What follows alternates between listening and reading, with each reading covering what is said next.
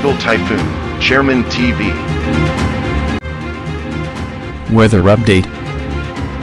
Helping homeless people. Please subscribe.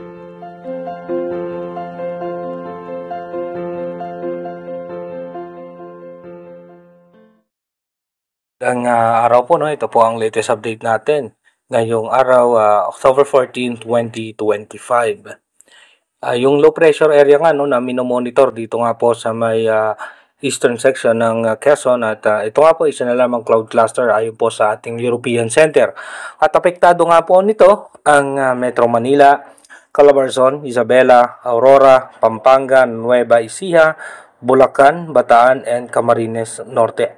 Asahan natin dyan yung makulimlim na kaulapan na merong isolated rain shower. Habang yung easterlies naman, apektado naman po niyan ang Visayas, Mimaropa, natitirang bahagi ng Bicol Region.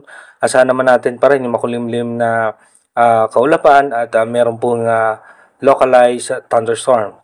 Habang yung northeasterly wind flow naman, apektado naman po niyan yung parte ng Batanes, Cagayan, Apayao, and Ilocos Norte.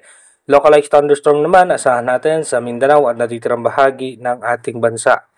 At ayon nga po sa ating advanced weather forecast ng European Center, no, ito nga pong low pressure area na to na nasa labas ng ating Philippine Area of Responsibility na nasa parting Guam, ay mataas nga ang posibilidad na pumasok sa ating bansa at posibleng maging tropical depression or mahinang bagyo pag nakapasok na nga po yan dito sa ating bansa. Kaya iba yung pag-iingat at paghahanda nga po para sa ating mga kababayan dahil ito po yung makaka-apekto at posibleng magkaroon ng landfall scenario sa parte ng Northern Luzon. Dumako na nga po tayo sa ating advanced weather forecast.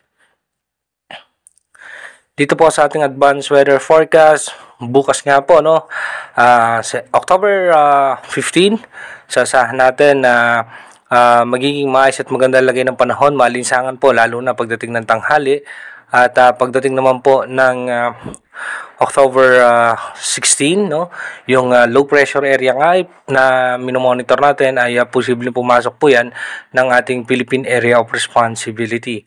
At pagdating naman po ng October 17, ito nga pong low pressure area ay nasa eastern section na po yan ng Isabela. At pagdating po ng October 18, bilang isang bagyo na po yan, ay andito po yan sa may eastern section pa rin ng Isabela. At yung kanyang diametro ay maapektuhan po niyan ang parte ng Bicol Region. Pagdating naman po ng October 19, dito nga po magkakaroon ng landfall scenario yan sa may parte ng Apari Cagayan or ng Santa Ana Cagayan or dito po sa may parte ng Pagudpod sa Ilocos Norte. Kaya iba yung paghahanda at pag-iingat nga po sa ating mga kababayan dahil nga po sa panibagong bagyo na posibleng makapekto ngayon sa ating bansa.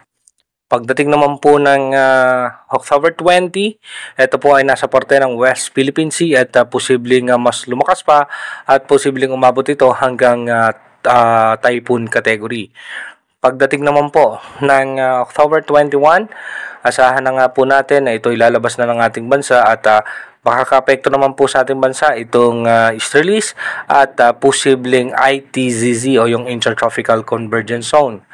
Pagdating naman po ng October 22, asahan natin may mga chance ng pagulan sa ilang bahagi ng Visayas at Mindanao. By October 23, asahan po natin na magiging maulan.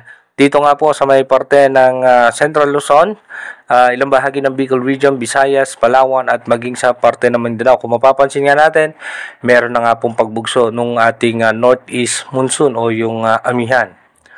Pagdating naman po ng October 24, magkakaroon ng panibagong low pressure area sa parte naman po ng eastern section ng Visayas. At pagdating naman po ng October 25, ito po ay posibleng malusaw na rin kagad at asahan na nga po natin yung pagbugso ng northeast monsoon at magkakaroon tayo ng shear line na magpapaulan sa parte ng northern Luzon. Pagdating naman po ng October 26, expected pa rin po natin magiging maulan sa parte ng extreme northern Luzon. At pagdating po ng October 27, ganun pa rin po, no, yung shear line, apektado po yan, itong extreme northern Luzon. At pagdating naman po ng October 28, asahan naman po natin na magiging maulan sa parte naman ng Mindanao at ilang bahagi ng Visayas at magkakaroon tayong low pressure area sa labas ng ating bansa, dito naman yan sa parte ng South China Sea. Inuulit ko po, yung ating advanced weather forecast is possible scenario pa lamang po yan. Malaki pa rin po ang tsansa na magbago po lahat yan. Kaya manatili tayong tumutok sa ating advanced weather forecast para malaman natin mga posibleng sama ng panahon na makakaapekto sa ating bansa.